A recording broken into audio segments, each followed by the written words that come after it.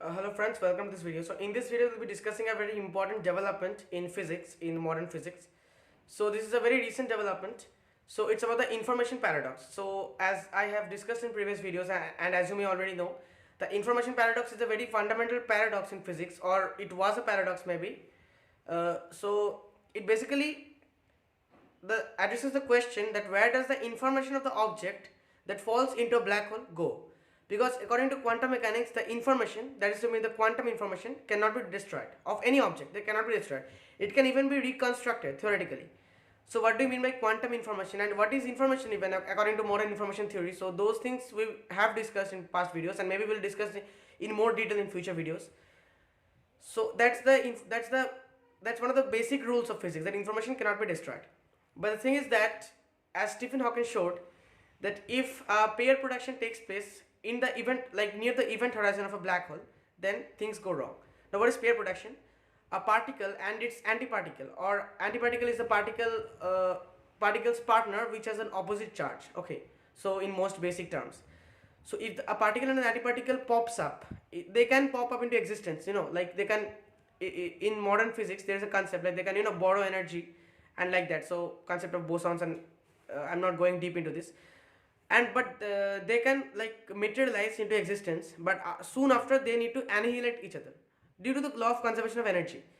Annihilate means if the particle and its antiparticle touch each other, then there's an explosion, there's a release of energy, and they are gone.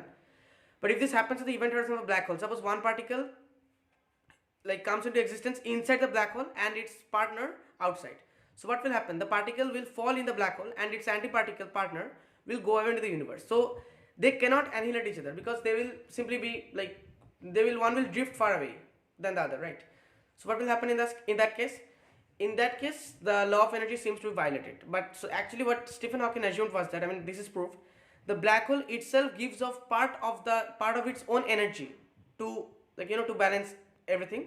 So that means that black holes will also evaporate one day. Black holes are not eternal. Black holes like cannot stay for an infinite amount of time. Black holes will also evaporate, but the time it takes for a black hole to evaporate is infinitely long. It's very long. Okay, that's very long, but that is not the point. The point is that theoretically black holes can evaporate. So the question is, where does the information of an object go if that object falls to a black hole? Now there are many speculations. Like the most, I think the best answer might be the holographic principle, and there is the modern ADS-CFT correspondence. So the ADS-CFT correspondence is a very like good theory, and it may take us a long way towards the final theory, a theory of everything. So, but we'll not discuss the ADS-CFT correspondence in this video. Now, the thing is that a group of researchers recently have found evidence that a black hole can actually emit information. Now, of course, black hole emits radiation, the Hawking radiation, which we just discussed. But the general agreement was that this Hawking radiation cannot contain any information about the objects which fell into the black hole. So where does this information go? Some assume that this information, maybe it passes through the black hole and it is passed on to another parallel universe, and there are many such assumptions, but that's not the point. The point is that black holes can actually emit information.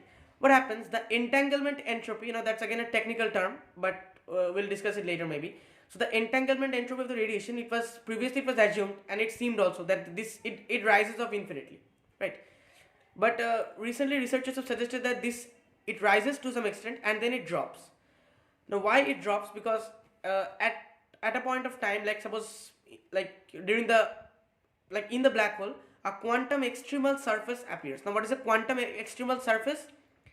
It basically suddenly, now the exact procedure is not known, that why or how it appears exactly, but it suddenly appears inside the black hole, and inside the black hole, and all the particles that fall inside the quantum extremal surface, they are not part of the black hole. They are immediately, they just come out of the part of the black hole in some sense. I know it's very hard to visualize, it's very hard to explain in words.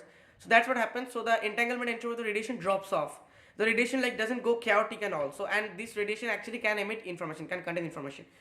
So there are many problems with this theory, as with many new theories obviously, and we don't know whether this is final, but this is definitely a significant step towards understanding the information paradox, and this may this may be the solution to one of the most fundamental and the greatest paradoxes in physics. But we're still a long way from a unified field theory. That's also worth mentioning. So you can read the article in the description below. I'll give the link there. So thanks a lot for watching. Thank you very much.